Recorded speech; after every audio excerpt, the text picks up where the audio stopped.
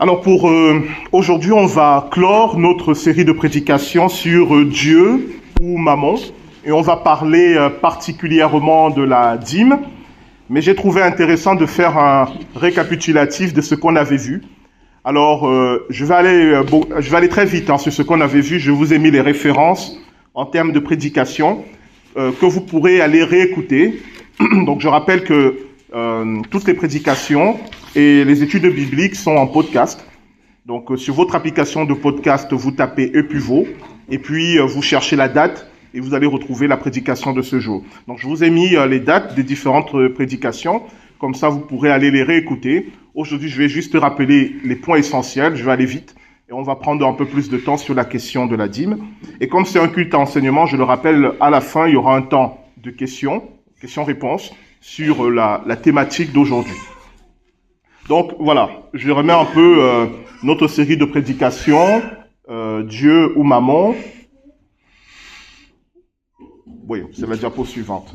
Donc, si tu peux remonter à la diapo suivante, c'est possible? Non, précédente, pardon, c'est moi qui... voilà. Donc, Dieu ou Mammon, le point de départ, c'était Matthieu chapitre 6, les versets 24 à 34. Et donc, la référence, c'est la prédication du 19 janvier 2025. Une plus ancienne prédication que j'avais faite en avril 2024. Donc, pour plus d'approfondissement, vous allez réécouter ces prédications. Voilà, donc, un petit rappel de ce qu'on avait vu. C'est bon, tu peux aller à la diapo suivante. Sur justement cette question de Dieu ou Mammon, on avait vu que Mammon, cela veut dire les richesses en araméen. Et que l'équivalent de Mammon en hébreu, c'est Aman.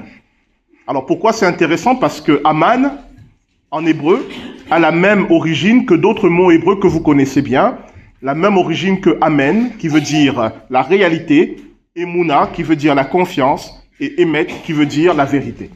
C'est-à-dire qu'en hébreu, le mot qui signifie les richesses, il a la même origine que les mots qui veulent dire la confiance, la réalité et la vérité. Et c'était très intéressant parce que ça nous montre que la notion de richesse, de bien matériel, en nous vont jouer dans les mêmes lieux où se trouvent les notions de confiance, de réalité et de vérité. C'est ce qui a été exprimé, diapo suivante. Voilà. Mammon serait donc la richesse considérée comme fondement du bonheur, comme seule chose nécessaire à la vie. Quand Jésus dit dans l'évangile de Matthieu, vous ne pouvez pas servir Dieu ou les richesses, c'est les richesses étant comprises comme source de bonheur, comme fondement de la vie. Et je vous ai mis une petite citation que j'avais trouvée dans un recueil d'études de théologie. Donc, Mammon, c'est la réalité sûre en laquelle on peut se fier sans hésitation, le bien véritable, digne de toute confiance, une valeur vraie et stable. Donc, la problématique de Mammon, c'est lorsque les richesses et l'argent deviennent pour nous la confiance, la réalité, la vérité et la stabilité.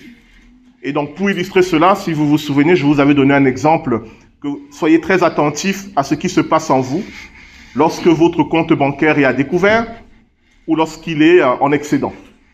Vous n'avez pas du tout le même regard sur vous-même et sur la vie en fonction du niveau de votre compte bancaire. Pourquoi? Parce que notre attachement à l'argent, au bien matériel, détermine notre rapport à la vérité, la confiance, la stabilité, le bonheur. Et c'est ça que Jésus dénonce. Parce que le seul qui doit déterminer notre rapport à la vérité, la stabilité, le bonheur, la réalité, c'est Dieu lui-même. Et c'est pour ça que Jésus dit, vous ne pouvez pas servir Dieu et Mammon. Vous devez choisir en qui vous mettez votre confiance. Vous devez choisir celui qui va être pour vous source de bonheur. Est-ce que c'est Dieu ou est-ce que ce sont vos biens matériels? Voilà, je vous renvoie à cette prédication. Et on avait vu aussi cette parole du Christ, car là où est ton trésor, là aussi sera ton cœur. Là où est ton trésor, là aussi sera ton cœur. Et j'avais dit que le cœur de certaines personnes est dans leur compte bancaire. Parce que c'est là que leur trésor. Mais si ton trésor c'est Dieu, alors ton cœur est dans le royaume de Dieu. Et nous sommes exhortés à faire de Dieu notre trésor, c'est-à-dire celui sur qui nous fondons notre bonheur, notre espérance, notre rapport à la vie, notre regard sur l'avenir. Si Dieu est avec moi, alors tout est possible. Si Dieu est avec moi, alors tout bonheur est possible. Voilà. On va avancer. Et on avait vu ensuite qui est Mammon. Parce qu'on a vu que Mammon, c'est les richesses, c'est les biens matériels. Mais la manière dont on parle de Jésus, en l'opposant à Dieu, nous fait comprendre qu'il y a quelque chose de plus derrière. Et je vous avais mis cette citation de Éphésiens chapitre 6, verset 12. « Car nous n'avons pas à lutter contre la chair et le sang, mais contre les dominations, contre les autorités, contre les princes de ce monde de ténèbres, contre les esprits méchants dans les lieux célestes. » Donc l'apôtre Paul dit, notre combat principal n'est pas contre des êtres humains, la chair et le sang, mais contre des êtres qui ne sont pas des êtres humains, qui sont donc des puissances angéliques déchues qu'on appelle les démons. Et parmi ces puissances angéliques déchues, il y a celles qu'il appelle les dominations. Je vais aller vite parce que normalement on avait vu ça, donc vous allez y réécouter. Donc diapo suivant. Voilà. Cette citation de 1 Corinthiens chapitre 10, les versets 19 à 20, qui nous permet de comprendre ce que dit l'apôtre Paul. Que dis-je donc? Que la viande sacrifiée aux idoles est quelque chose, ou qu'une idole est quelque chose? Nullement. Je dis que ce qu'on sacrifie, on le sacrifie à des démons et non à Dieu. Or, je ne veux pas que vous soyez en communion avec les démons. Que dit l'apôtre Paul? Il nous dit que derrière le phénomène de l'idolâtrie, il y a un phénomène spirituel lié à des démons. Chaque fois que j'ai une idole dans ma vie, j'autorise Satan à envoyer un démon pour me garder dans cette idolâtrie. Si mon idole, c'est l'argent, alors il y aura un démon qui sera chargé de me garder dans l'idolâtrie de l'argent. C'est pour ça qu'il dit qu'à la fois, les idoles ne sont rien en tant que telles, mais le problème lié à l'idolâtrie, c'est l'ange déchu qui aura pour fonction de vous maintenir dans l'idolâtrie. Et ces anges déchus qui ont pour fonction de vous maintenir dans l'idolâtrie, ce sont eux que l'apôtre Paul appelle les dominations. Donc, si j'idolâtre l'argent, il y aura un ange déchu qui sera chargé de me garder dans l'idolâtrie de l'argent. Et cet ange déchu, on va lui donner le nom de l'idole qu'il sert. On va l'appeler Mammon. Ça va? Bon, il y aura des questions à la fin, donc n'hésitez pas. Mais encore une fois, vous pourrez aller réécouter la prédication qu'on avait faite la dernière fois. Donc, le problème avec Mammon, c'est à la fois un problème d'un rapport mal équilibré au bien matériel, bien sûr, mais c'est aussi un problème spirituel parce que si, pour moi, la possession de l'argent prend la place de Dieu dans ma vie, alors il y aura un ange déchu qui va saisir cette opportunité pour venir dans ma vie et me garder dans l'idolâtrie de l'argent. Et il sera une domination dans ma vie. Et par convenance, cet ange déchu, on va l'appeler Mammon. On avance. On avait vu ensuite l'enseignement de la manne, la prédication du 26 janvier 2025. Donc vous pourrez également aller la réécouter. Je vais juste donner les points essentiels de ce qu'on avait vu. On avait vu que lors de l'Exode, une fois que le peuple hébreu est sorti de l'Égypte, il s'est passé un phénomène étrange, c'est qu'ils ont commencé à avoir faim. Et c'est bizarre parce que pour les faire sortir d'Égypte, Dieu a déployé sa force et sa puissance. Mais c'est comme si Dieu n'avait pas tout prévu. Il n'avait pas prévu de vivre, il n'avait pas prévu suffisamment à manger pour le peuple hébreu. Et on avait vu que c'était fait exprès. C'est ce qu'on appelle l'épreuve de la faim. Et donc je relis ce qu'on avait dit. L'épreuve de la faim vient mettre en évidence que malgré tous les miracles et les prodiges dont ils avaient été témoins et qui ont apporté la délivrance d'Égypte, les Israélites doutaient toujours de la fidélité et de la bienveillance de Dieu. En sortant d'Égypte, Dieu a voulu mettre en évidence le fait qu'ils ne lui faisaient pas confiance, et cela a été démontré par ce que l'on trouve dans Exode chapitre 16, verset 3. Il leur dit à Aaron et Moïse, « Ah, pourquoi l'Éternel ne nous a-t-il pas fait mourir en Égypte, où nous étions installés devant des marmites pleines de viande, et où nous mangions du pain à satiété. Tandis qu'à présent, vous nous avez fait venir dans ce désert pour y faire mourir de faim toute cette multitude. » C'est-à-dire que dans l'épreuve de la faim, le peuple d'Israël remet en question la bienveillance de Dieu. Et Dieu a permis cette épreuve de la faim pour montrer au peuple qu'en réalité, malgré tout ce qu'ils avaient vu Dieu faire, ils ne lui faisaient toujours pas confiance. Ils ne se sont pas dit, après toute la puissance déployée par Dieu pour nous sortir d'Égypte, c'est certain que Dieu a prévu quelque chose pour nous nourrir. Non, ils se sont dit, Dieu nous a fait sortir d'Égypte pour que nous mourions dans le désert. L'épreuve de la faim a montré qu'Israël n'avait pas la foi. Et Dieu a provoqué cette épreuve pour que Israël comprenne qu'il n'a pas la foi. Car la foi, c'est la confiance dans l'amour et la bienveillance de Dieu, quoi qu'il arrive. Et c'est pour ça qu'on avait vu, diapo suivante, les modalités sous lesquelles les Israélites ont reçu la manne nous indiquent le correctif que Dieu a voulu apporter à ce manque de foi. 1. Le miracle de la manne et des cailles nous montre que Dieu est au contrôle de toute situation, même celles qui nous paraissent sans issue. Dieu est au contrôle de toute situation, même celles qui nous paraissent sans issue. Le peuple est dans le désert, il n'a rien à manger, il ne voit aucune perspective d'avenir, mais Dieu est au contrôle. Et Dieu est capable d'apporter des solutions à des problèmes qui pour nous sont insolubles. C'est le premier enseignement de la manne. Dieu est au contrôle. Nous ne sommes pas abandonnés. Deuxième enseignement, le fait que chaque Israélite ne devait prendre que la quantité nécessaire pour chaque jour, sans faire de stock, nous montre que si Dieu est au contrôle, alors il ne faut pas craindre le lendemain. Si Dieu est au contrôle de ma vie, s'il pourvoit à mes besoins aujourd'hui, il va pourvoir à mes besoins demain. Et je vous ai mis l'enseignement de Jésus dans Matthieu chapitre 6. Ne vous inquiétez pas pour le lendemain se souciera de lui-même. À chaque jour suffit sa peine. Pour beaucoup de gens qui disent à chaque jour suffit sa peine, c'est un peu en mode fataliste. Bon, je peux rien aujourd'hui, bon, demain, tant pis, hein. Il va m'arriver ce qui doit m'arriver. Ce n'est pas ça. À chaque jour suffit sa peine, cela veut dire que Dieu prend soin de moi aujourd'hui. Il est sûr et certain qu'il prendra soin de moi demain. Je n'ai pas à m'inquiéter pour demain parce que Dieu est fidèle. Donc aujourd'hui, je cherche à faire sa volonté et demain, je ferai sa volonté parce qu'il est fidèle et il prend soin de moi. Donc à chaque jour suffit sa peine, c'est pas la fatalité, c'est la confiance. Et c'est le deuxième enseignement de la manne. Dieu dit aux Israélites, je vous donne la manne, mais vous prenez seulement ce dont vous avez besoin.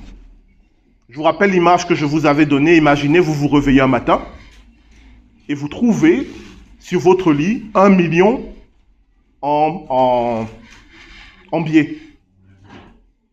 Ou en lingots d'or, mais en billets, c'est mieux pour la suite.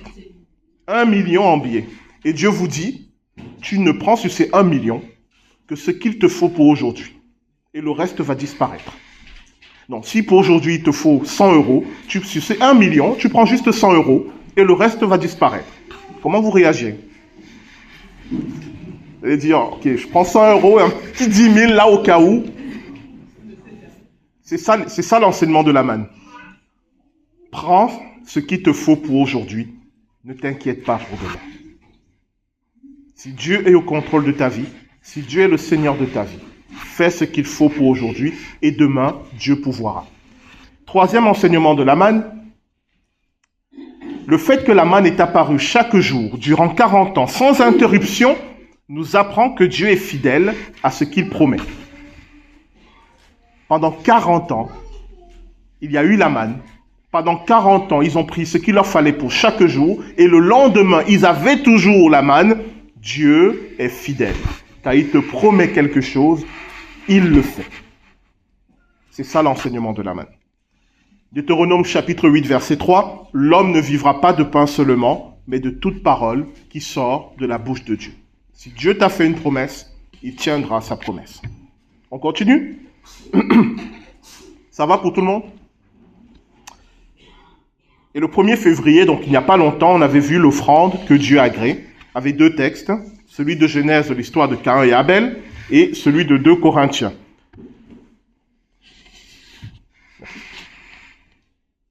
Voilà. L'histoire de Caïn et Abel, on avait vu que par son offrande, Abel montre qu'il a confiance en Dieu puisqu'il a donné à Dieu les premiers-nés de son troupeau. C'est pourquoi son offrande est acceptée. Car ce qui compte pour le Seigneur, ce n'est pas l'offrande, mais la disposition du cœur de celui qui offre. Ça, c'est vraiment important. Ce qui compte pour le Seigneur, ce n'est pas l'offrande, mais la disposition de cœur de celui qui offre. Donc, en effet, les Écritures saintes disent, la terre et ses richesses appartiennent à l'Éternel. L'univers est à lui avec ceux qui l'habitent. C'est-à-dire que vous ne pouvez rien offrir à Dieu qu'il n'ait déjà. Sauf une chose qu'on va voir. La terre et ce qu'elle contient appartient déjà à Dieu. Donc, Dieu n'est pas intéressé par la valeur intrinsèque de votre offrande. Il n'est pas intéressé par le montant. Il est intéressé par la seule chose qu'il n'a pas. Et diapo suivante qu'on avait vu. La seule chose que nous pouvons offrir à Dieu et qu'il n'a pas, c'est notre amour et notre confiance. L'offrande doit être le reflet de cet amour et de cette confiance. C'était le cas chez Abel et pas chez Caïn. C'est pourquoi l'Écriture déclare « L'Éternel porte un regard favorable sur Abel et sur son offrande. » La seule chose au monde que Dieu n'a pas, c'est ton amour et ta confiance. C'est la seule offrande que tu peux vraiment lui faire. Ton amour et ta confiance. Tout le reste, il a déjà. Ton argent, il a déjà. Ton or, il a déjà. Tes biens, il peut les prendre s'il veut. La seule chose qu'il ne peut pas prendre de force, s'il le voulait, c'est ton amour et ta confiance. Donc, si ton offrande ne reflète pas l'amour et la confiance que tu as envers Dieu, ton offrande ne sert à rien, ça ne sert à rien de la donner. Et je vous renvoie à la différence qu'on avait fait entre les dons. Les dons, c'est tout ce que vous pouvez donner à une association, à un club, on fait des dons. On reçoit un courrier, notre association voit mal, on a besoin de telle somme pour atteindre nos objectifs. Faites-nous un don, s'il vous plaît. On fait un don et on passe à autre chose. Dans l'église, ce sont les offrandes, pas des dons. On ne fait pas une offrande et on passe à autre chose, non. L'offrande, c'est le reflet de l'amour et de la confiance que j'ai pour Dieu. Donc, diapo suivante. C'est parce que Dieu porte un regard favorable sur Abel qu'il accepte son offrande. Il y a des offrandes que Dieu n'accepte pas. On n'achète pas Dieu avec l'argent. Si votre offrande ne reflète pas l'amour que vous avez pour lui, notre compte bancaire l'accepte, mais Dieu ne l'accepte pas. C'est pourquoi il est important, lorsque vous faites une offrande, que vous compreniez ce que vous êtes en train de faire. Pourquoi vous donnez l'offrande? Qu'est-ce que ça représente pour vous? Et si ce n'est pas clair, ne le faites pas. Ce n'est pas un concours, ce n'est pas une course. Alors, c'est vrai que parfois, on vous met la pression en vous disant « Ah, les comptes, les finances, ça va mal. » Ok, mais ce n'est pas une raison pour vous pour faire n'importe quoi. Si on vous dit « Nos finances vont mal », votre devoir, c'est de dire « Seigneur, comment puis-je t'honorer en aidant cette église ?» Avec une offrande qui est le reflet de ma joie, de mon amour et de ma confiance. Mais pas de plonger dans votre porte-monnaie et donner la première chose qui vient. Ça n'a aucun sens. Donc, c'est parce que Dieu porte un regard favorable sur Abel qu'il accepte son offrande. Car le but de l'offrande n'est pas d'acheter Dieu par de l'argent ou des dons, mais de lui manifester l'amour, la confiance ou la reconnaissance qui sont dans nos cœurs. Si ce n'est pas le cas, arrêtez de faire une offrande. Ça ne sert à rien. Vous donnez peut-être à l'association Église protestante unie de la vallée de l'Orge, mais vous ne donnez pas à Dieu. Donc réfléchissez bien à ça. Est-ce que je fais des dons ou est-ce que je fais une offrande? Nous, on vous encourage à faire des offrandes. Ça serait dans notre intérêt financier d'avoir des dons. Mais du coup, on ne serait plus tout à fait une église. Pour nous, c'est beaucoup plus important que vous fassiez des offrandes. Est-ce que ça va? Diapo suivante. Ce qui rend une offrande agréable à Dieu, ce n'est pas sa nature, ni son montant, mais le fait qu'elle est la conséquence d'une relation d'amour et de confiance avec lui. Et je vous ai mis 2 Corinthiens chapitre 9 verset 7, que chacun donne comme il l'a résolu dans son cœur, sans tristesse, ni contrainte, car Dieu aime celui qui donne avec joie. Dieu aime que lorsque vous participez à son œuvre, il y ait de la joie dans votre cœur. S'il n'y a pas de la joie, arrêtez-vous. Prenez le temps de réfléchir. Prenez le temps de comprendre le sens de votre offrande. Et quand vous avez de nouveau la joie, alors faites-le. Mais ne donnez pas pour donner et ne donnez pas sans savoir pourquoi vous donnez. Après, on va aller vite maintenant pour la suite. L'offrande est aussi le fruit d'une résolution, c'est-à-dire une décision réfléchie et ferme. Elle est un acte de liberté à travers lequel nous manifestons notre envie d'œuvrer avec Dieu. Je vous laisse le temps de lire et puis nous passons à la diapo suivante. Lisez vite.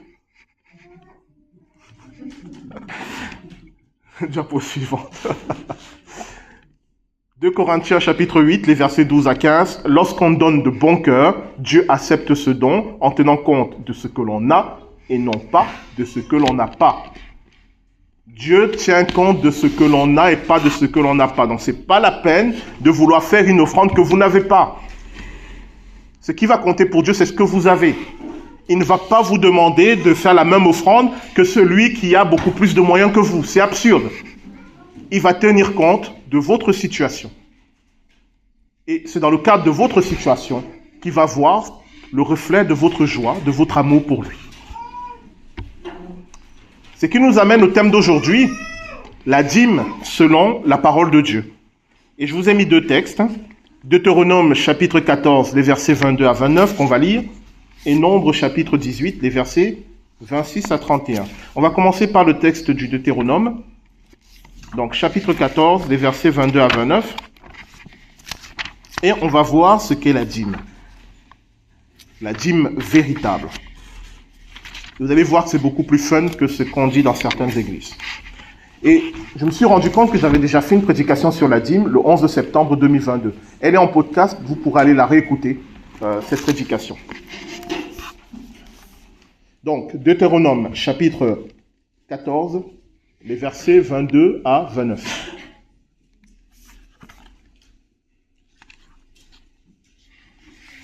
On va lire en premier temps, ça va paraître un peu confus, mais on va expliquer point par point, vous allez voir que c'est non seulement très clair, mais c'est génial. Donc, Deutéronome 14, verset 22. Tu prélèveras la dîme de tout ce que produira ta semence, de ce que ton champ rapportera chaque année. Et tu mangeras devant l'Éternel ton Dieu, à l'endroit qu'il choisira pour y faire résider son nom, la dîme de ton blé, de ton vin nouveau et de ton huile, ainsi que les premiers-nés de ton gros et de ton petit bétail. Ainsi tu apprendras toujours à craindre l'Éternel ton Dieu. Lorsque l'Éternel ton Dieu t'aura béni, peut-être le chemin sera-t-il trop long pour que tu puisses transporter ta dîme, parce que tu habiteras loin de l'endroit que l'Éternel ton Dieu aura choisi pour y faire sa demeure. Alors tu échangeras ta dîme contre de l'argent, tu serreras cet argent dans ta main, et tu te rendras à l'endroit que l'Éternel ton Dieu aura choisi. Là, tu achèteras avec cet argent tout ce que tu désireras, bœuf, brebis, vin et liqueur forte, tout ce qui te fera plaisir. Tu mangeras devant l'Éternel ton Dieu, et tu te réjouiras, toi et ta famille. Tu ne délaisseras pas le Lévite qui habitera dans ta ville, car il n'a ni part, ni héritage avec toi. Tous les 3 ans, tu sortiras toute la dîme des produits que tu auras obtenus durant cette 3e année, et tu la déposeras dans ta ville. Alors le Lévite, qui n'a ni part ni héritage avec toi, l'étranger, l'orphelin et la veuve, qui habiteront dans ta ville, viendront, et ils mangeront à satiété. Ainsi l'Éternel ton Dieu te bénira dans tous tes travaux que tu entreprendras de tes mains. Ça va jusque-là? Ça, c'est le texte de l'ordonnance de la dîme. La dîme est un impôt que la loi de Moïse a établi en Israël. Alors on va commencer par voir la première fois que la dîme apparaît dans la Bible. Et c'est un texte de la Genèse, je ne vais pas le lire, mais c'est au moment où Abraham va être vainqueur de 4 rois, il va prendre du butin. On dit que sur la route, il va rencontrer le grand prêtre Melchisédek, et que à ce grand prêtre Melchisédek, il va lui donner la dîme de tout ce qu'il a obtenu comme butin. Et j'en tire 3 remarques. S'il te plaît. Abraham donna la dîme de tout ce qu'il venait de conquérir comme butin et non de tous ses biens. La dîme, cela veut dire 1/10, c'est-à-dire sur tout ce que tu as, tu donnes 1/10. Si tu as 100, tu donnes 10. D'accord? Donc sur le butin qu'il avait fait, Abraham a donné 1/10 à Melchisédek. Mais pas sur l'ensemble de ses biens, uniquement sur le butin. Ce fut une action ponctuelle et non renouvelée. Abraham n'établit pas une ordonnance. C'est-à-dire que par ce qu'il a fait, Abraham n'a pas indiqué qu'il souhaitait que cela se reproduise. Il a fait une fois, à une occasion particulière, et on n'en parle plus. Ça, c'est la première fois que la dîme est mentionnée dans la Bible. Alors, regardons ce que nous dit le Deutéronome, s'il te plaît. Donc, Deutéronome 14, 22, « Tu lèveras la dîme de tout ce que produira ta semence, de ce que rapportera ton champ chaque année. » Donc, la dîme est annuelle et concerne le fruit du travail. On est d'accord? La dîme est annuelle et elle concerne le fruit de notre travail. Donc, si vous voulez, par exemple, donner la dîme, et si vous touchez des aides sociales, les aides sociales ne sont pas concernées par la dîme. Les aides sociales ne sont pas le fruit de votre travail. Si vous voulez donner la dîme, ça sera 1/10 de votre salaire, par exemple. Diapo suivante. Verset 25. La dîme pouvait être échangée par son équivalent en argent.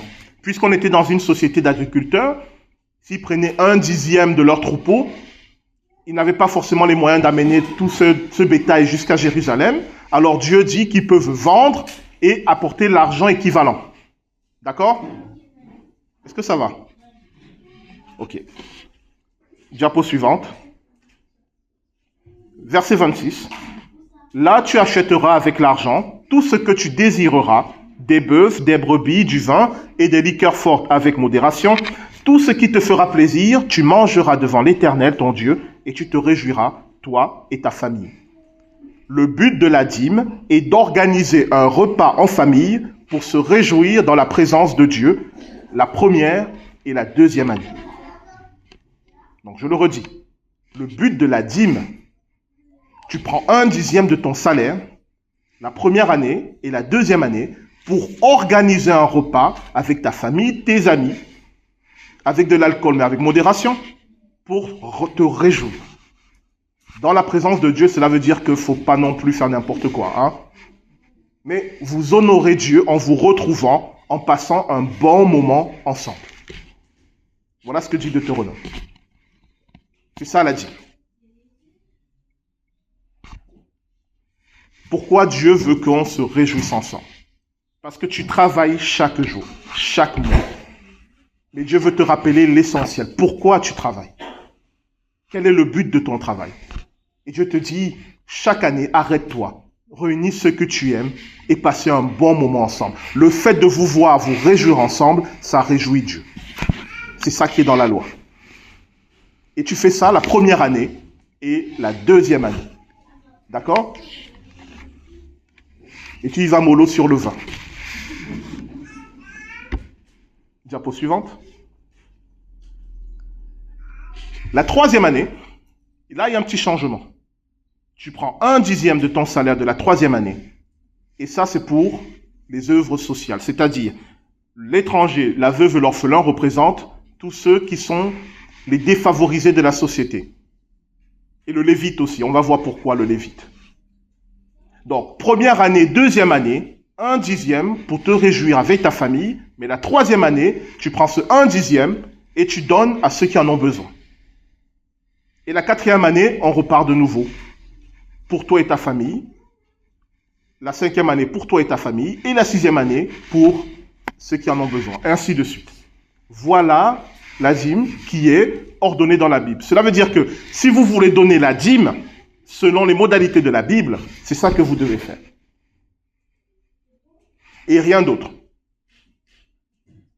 D'accord?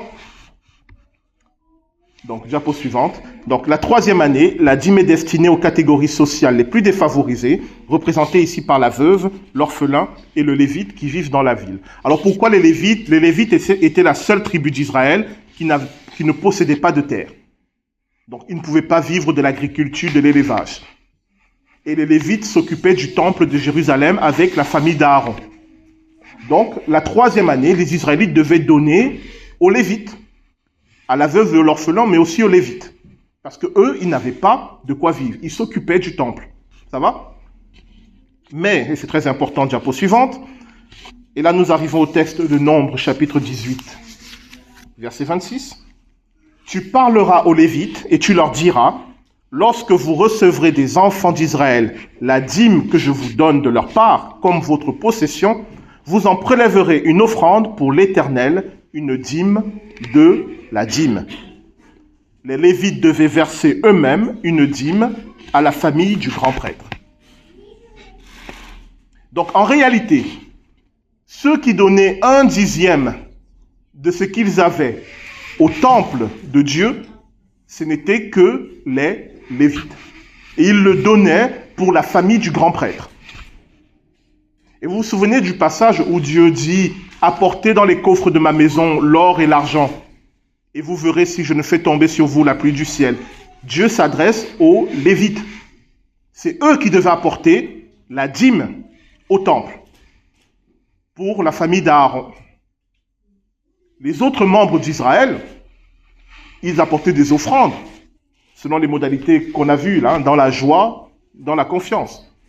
Mais la dîme, c'était pour eux-mêmes, pendant 2 années, et la 3e année pour les catégories sociales les plus défavorisées. Est-ce que ça va jusque-là? Alors, on en tire quelques conclusions. Diapo suivante, s'il te plaît. Le fruit de notre travail, en dehors des obligations et contraintes de la vie, doit aussi participer à notre joie devant Dieu. C'est le premier sens de la dîme.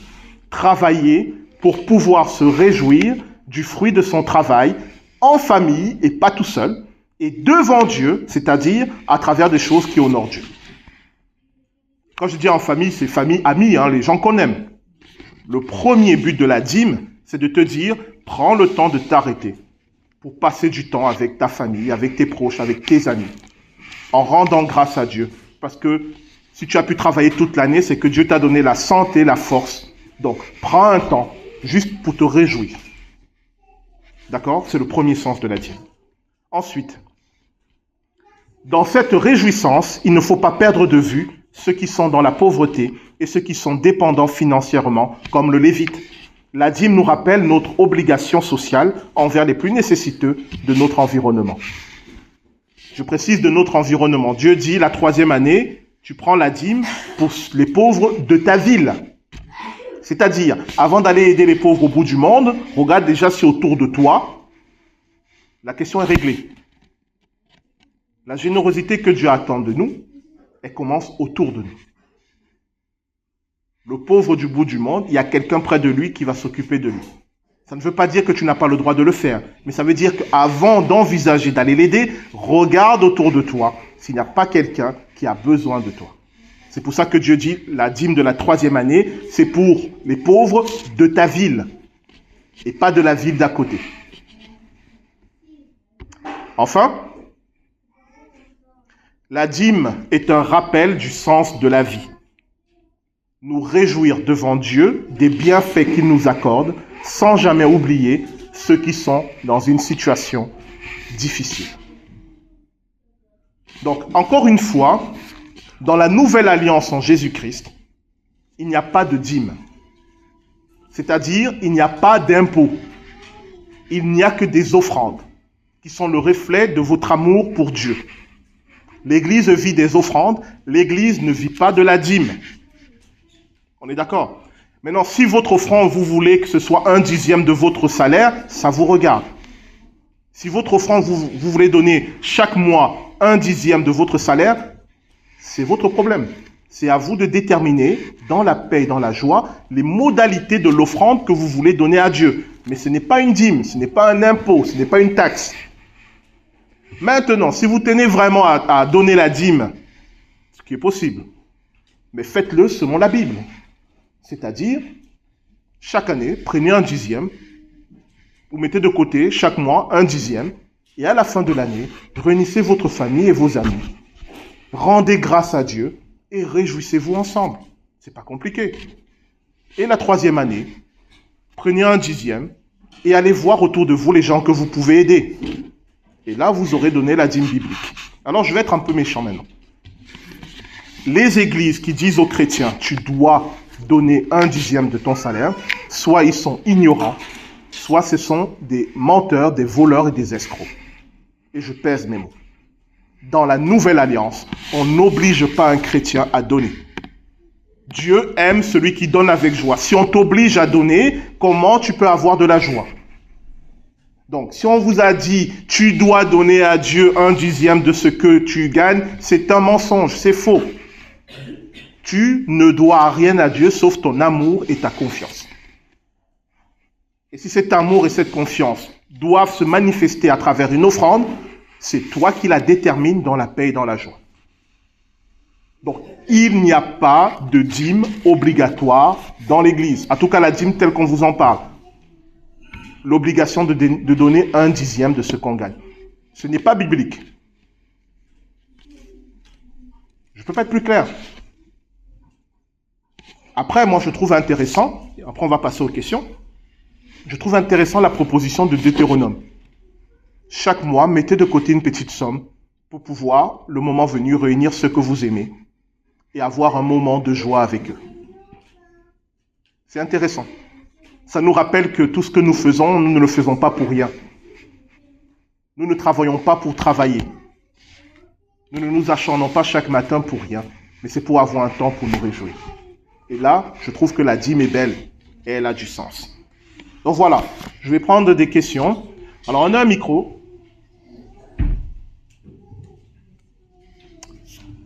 Donc si vous avez une question en lien avec ce qu'on a vu, je peux répondre. Parlez fort dans le micro pour ceux qui sont en ligne, pour qu'ils puissent entendre. Là-bas. Merci.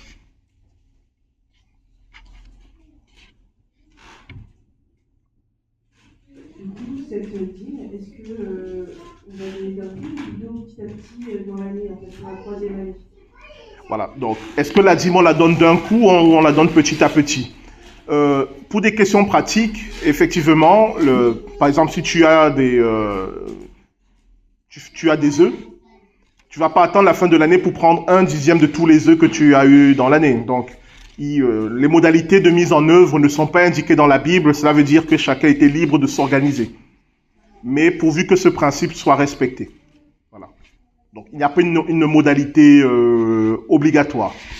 Pour nous qui ne sommes plus des agriculteurs ni des éleveurs, c'est beaucoup plus pratique, par exemple, de dire chaque mois, je prends un dixième. Comme ça, à telle période de l'année, je réunis ma famille et puis voilà.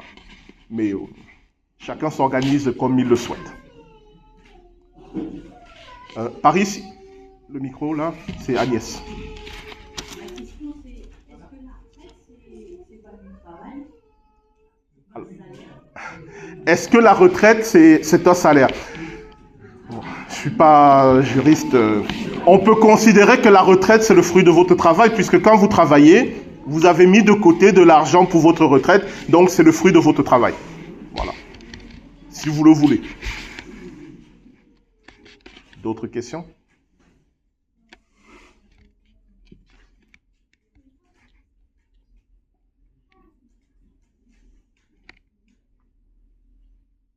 On peut donner aussi à soulagement.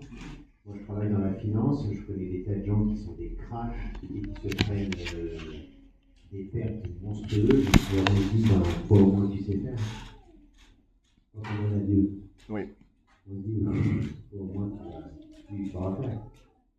Oui, effectivement. Ça peut être le sens de notre offrande de dire que ce que je donne pour l'œuvre de Dieu au moins, ce n'est pas perdu, au moins ce n'est pas inutile.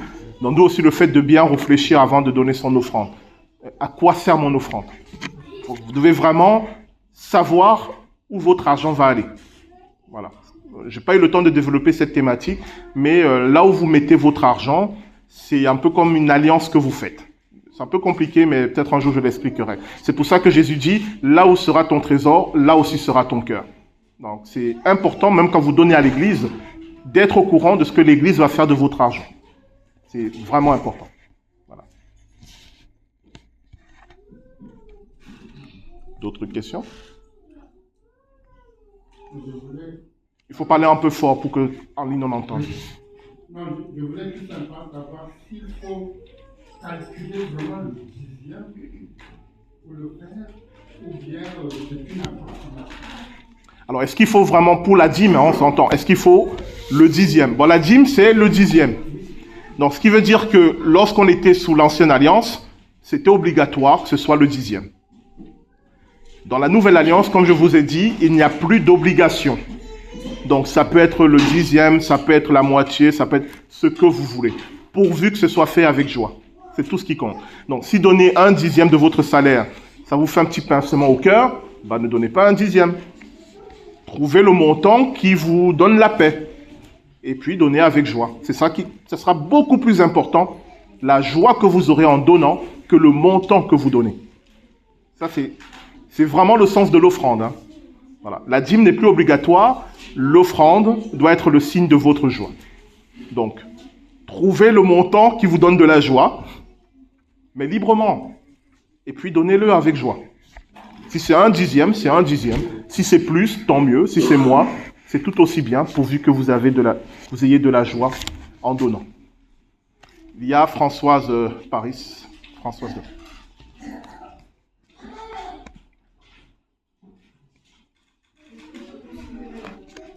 Ah. Considérer qu'on donne, on fait une offrande à Dieu, et quand on aide quelqu'un, on peut le faire pour Dieu, en fait, parce que Dieu nous le demande. Quelle est la différence entre la générosité? Si Dieu peut nous mettre à cœur de donner tant pour l'Église, mais aussi à une personne qui est dans la nécessité. Si on le fait pour Dieu, en fait, pas pour Alors, on en avait parlé lorsqu'on a fait la prédication sur l'offrande. Vous faites une offrande pour l'œuvre de Dieu. Et cette œuvre de Dieu peut passer bien sûr par l'Église, mais pas uniquement. D'où le fait de prier, Seigneur, comment, avec mon argent, avec mon talent, avec mon temps, participer à ton œuvre. Dans l'Église, dans ma famille, dans là où je travaille, etc., etc. Donc, ne restreignez pas Dieu à un champ d'activité. Ça peut être l'Église, mais pas que, effectivement. Mais pourvu que vous soyez conscient de ce que vous faites, toujours dans la joie et dans la paix. Donc, effectivement, Dieu peut vous conduire à donner une offrande pour quelqu'un de particulier qui est, par exemple, dans le besoin. Et ça sera une vraie offrande. D'accord? Donc, il n'y a pas que l'Église qui peut recevoir des offrandes. Mais l'Église ne reçoit que des offrandes. Voilà. Je ne sais pas si j'étais clair avec ma dernière formule. Non? Si? Ok. Essayez de parler très fort dans le micro, rapprochez-le de votre bouche. C'est vraiment pour ceux qui sont en ligne, pour qu'ils puissent vous entendre aussi.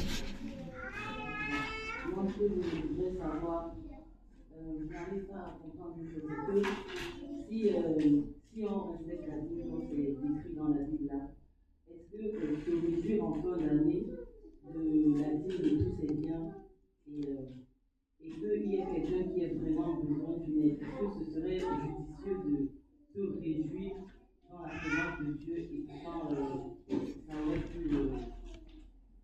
apporter une solution dans la société? Alors, en Israël, sous l'ancienne alliance, il y avait aussi des offrandes. Il y avait aussi des lois pour aider les pauvres. Donc, quand Dieu dit la première année ta dîme, c'est pour toi et ta famille, ça ne veut pas dire qu'il n'y a pas d'autres choses qui sont faites pour les défavorisés. Il y avait pas mal de choses mises en œuvre lorsque tu récoltes ton blé. Tout ce que tu as oublié, tu dois le laisser pour la veuve et l'orphelin. Il y avait pas mal de prescriptions comme ça pour aider les plus pauvres. Mais c'est quand même important de comprendre que tu peux te réjouir sans avoir mauvaise conscience aussi. C'est pas un problème de rendre grâce à Dieu pour les bonnes choses que l'on a. Bien sûr, il y a des gens qui n'ont pas. Mais le fait de te réjouir ne va pas leur enlever plus. Tu vois ce que je veux dire? Donc, dans l'ancienne alliance, il y a des choses pour les pauvres. Donc, même si la première année, tu ne leur donnes pas, ça ne veut pas dire qu'ils n'auront rien. Maintenant, dans la nouvelle alliance, comme je l'ai dit à Françoise, vous devez réfléchir à où va aller votre offrande. Et quand je dis réfléchir, c'est aussi prier. Seigneur, voilà, je veux aider ton œuvre. Où est-ce que tu veux que je donne mon argent? Et vous vous laissez conduire par le Seigneur, là où vous avez la paix, la joie, et vous le faites. J'espère que je réponds à ta question. Voilà.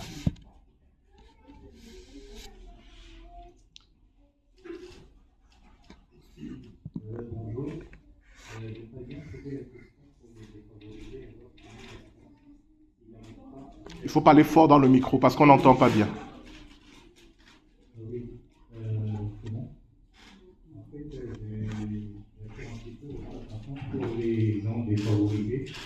Comment ça se passe pour les vies, pour eux? Alors, c'est un peu comme la question de tout à l'heure. Les gens défavorisés, bon, je vous ai expliqué dans l'Ancienne Alliance et dans la Nouvelle Alliance, ça c'est votre liberté, puisque la dîme n'est plus obligatoire. Donc, vous n'avez pas l'obligation de prendre 1/10 pour vous réjouir avec votre famille. Ce n'est pas obligatoire.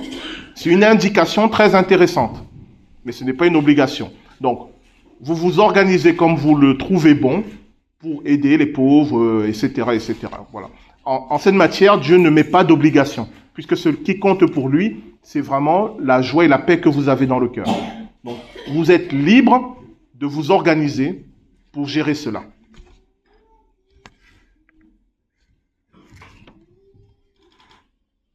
C'est bon?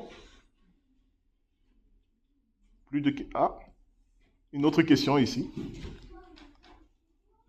C'est Agnès.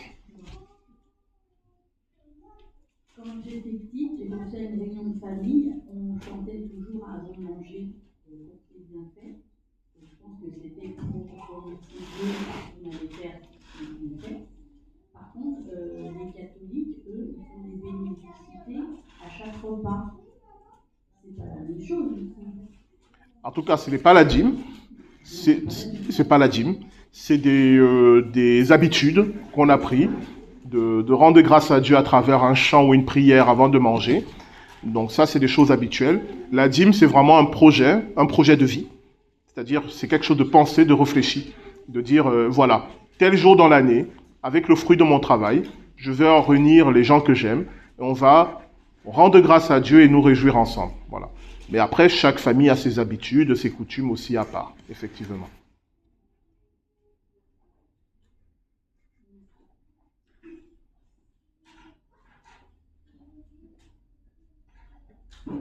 J'ai bien compris, donc, dans la Nouvelle Alliance, la dîme n'est pas. Et je voulais savoir s'il y a un verset qui le dit expressément, c'est déduit de l'enseignement de Jésus. Voilà. Est-ce qu'il y a un verset qui dit explicitement que dans la Nouvelle Alliance, la dîme n'est plus obligatoire, ou est-ce qu'on le déduit des enseignements de Jésus? On le déduit des enseignements de Jésus et aussi des apôtres.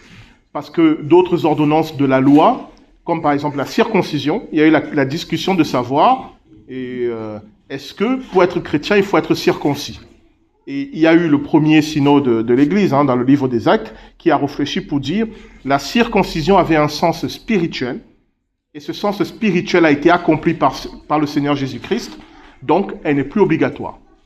Ça ne veut pas dire qu'elle est interdite, simplement elle n'est plus obligatoire pour être chrétien. Et donc, en tirant de cet enseignement, il y a des prescriptions de la loi de Moïse dont le sens spirituel a été accompli par Jésus, et on se dit, ok, donc ce n'est plus obligatoire. Ce n'est pas interdit, mais ce n'est plus une obligation.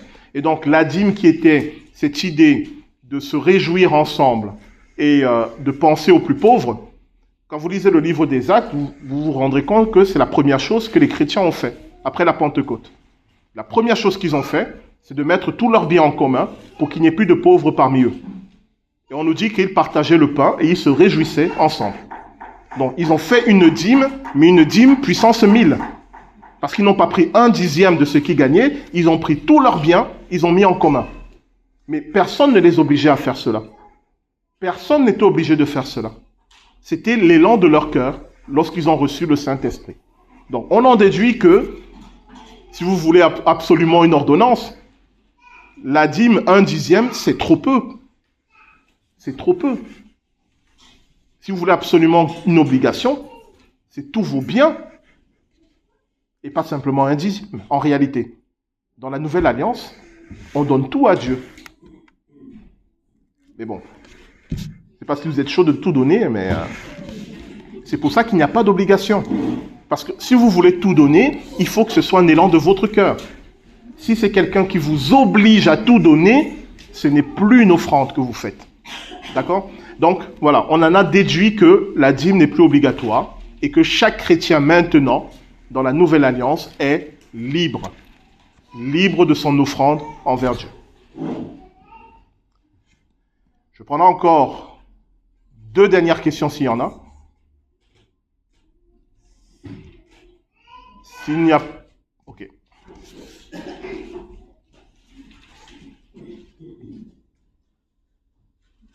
Est-ce que, quand on fait la dîme, est-ce qu'il faut proclamer la invité, par exemple, on parle de se réjouir avec sa famille, est-ce qu'il faut dire que c'est dans le cadre de la dîme, ou est-ce qu'on fait juste une fête et on entre nous pour... Voilà. Est-ce que si on veut par exemple suivre la dîme et qu'on réunit sa famille, ceux qu'on aime, est-ce qu'il faut le dire ou est-ce que si on est clair au-dedans, ça suffit? Moi, je pense qu'il faut le dire. Parce que dans notre vie, on a souvent l'occasion de faire la fête. Mais là, il ne s'agit pas d'une fête comme les autres. Il s'agit d'un moment particulier où on dit, en tout cas, je conseillerais d'avoir un temps pour dire merci Seigneur. Si nous pouvons nous retrouver, nous réjouir ensemble, c'est grâce à toi, on te dit merci. Et après, on fait la fête avec modération en termes d'alcool, etc., etc. Mais je pense qu'il faut le dire. Il ne faut pas que vos amis, vos familles pensent que il a eu un bon salaire, il a bien bossé ce mois-ci, il nous réunit pour se réjouir. Ce n'est pas ça. C'est vraiment une manière d'honorer Dieu en nous réjouissant. C'est pour ça que le Seigneur dit « devant moi ». Voilà. Vous vous réjouissez devant moi. Donc ce n'est pas une fête comme les autres. C'est ça pour moi le sens profond. Une dernière question s'il y en a. Tu as une question? Il y a un micro, Paris.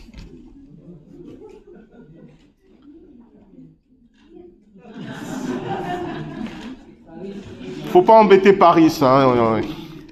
On tient à lui. Bonjour, pour moi, c'est pas une question par rapport à la dîme. Tu as parlé tout à l'heure de Melchisédek. Tu peux parler spécialement. De Melchisédek? Ça va nous amener très loin.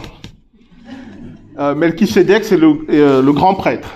Alors, selon la tradition juive, c'est Shem, le fils de Noé. Noé a eu 3 fils. Il a eu Yaphet, Ham, on dit Cham, et Shem. En français, on dit Sem. Voilà. Et selon la tradition juive, Melchisédek, c'est Shem, le fils aîné de Noé. Alors, dans le livre des Hébreux, on nous dit que Melchisédek, il est sans père ni mère, il vit éternellement. Et donc, certains ont dit que c'était une manifestation de Jésus-Christ avant sa première incarnation. C'est pas tout à fait ça. C'est un peu plus compliqué. Dans l'Épître aux Hébreux, vous allez m'amener loin. C'est l'ordre de Melchisédek qui est éternel. Et ce n'est pas Melchisédek en tant qu'individu qui est éternel. Je sais pas si vous voyez la différence. Melchisédek fait partie d'un ordre de prêtres qui est éternel, mais pas l'individu. Et c'est son ordre de prêtre qui n'a ni père ni mère, puisque dans la Bible, la prêtrise est fondée sur la parenté. Le premier grand prêtre, c'est Aaron. Le deuxième grand prêtre, c'est le fils d'Aaron.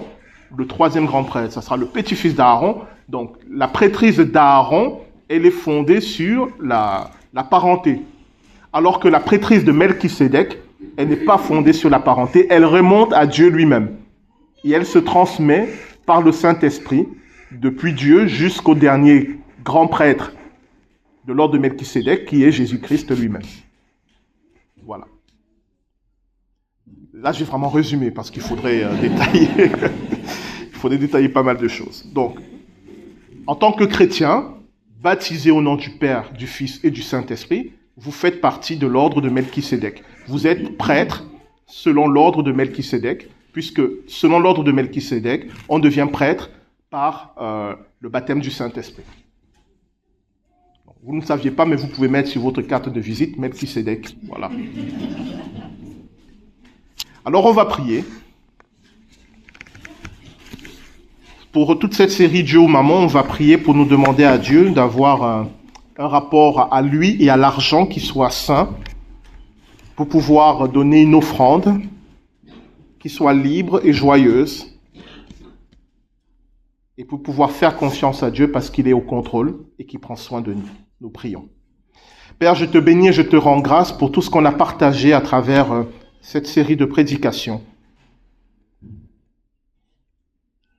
Seigneur, à travers les témoignages, le témoignage de ta parole, mais aussi le témoignage de certaines personnes qui sont ici, nous savons que tu es au contrôle de toutes les situations de nos vies, même celles qui nous effraient, même celles dont on se dit qu'il n'y a pas d'issue possible, mais avec toi, il y a toujours une issue, il y a toujours une solution, notamment en ce qui concerne l'argent et les finances. Donne-nous, Seigneur, cette paix qui vient de la relation avec toi. Donne-nous, Seigneur, de nous attendre à toi et de ne pas tomber dans les murmures, dans la colère, ni dans la peur. Donne-nous, Seigneur, d'avoir un rapport sain avec l'argent et les biens matériels, de ne pas tomber dans l'idolâtrie, mais que tu sois toujours au centre et au contrôle de toutes choses dans nos vies. Donne-nous, Seigneur, de savoir être généreux, sans avoir peur de manquer, mais parce qu'on sait que tu pourvoiras toujours à nos besoins. Donne-nous le discernement pour savoir où donner, quand donner et à qui donner, afin d'avoir aussi une gestion intelligente de notre argent et de nos finances. Mais par-dessus tout, Seigneur, délivre-nous de toutes ces dominations qui règnent dans nos vies et qui sont chargées de nous garder dans l'idolâtrie. Nous les rejetons au nom de Jésus-Christ. Nous voulons vivre la glorieuse liberté des enfants de Dieu. Amen.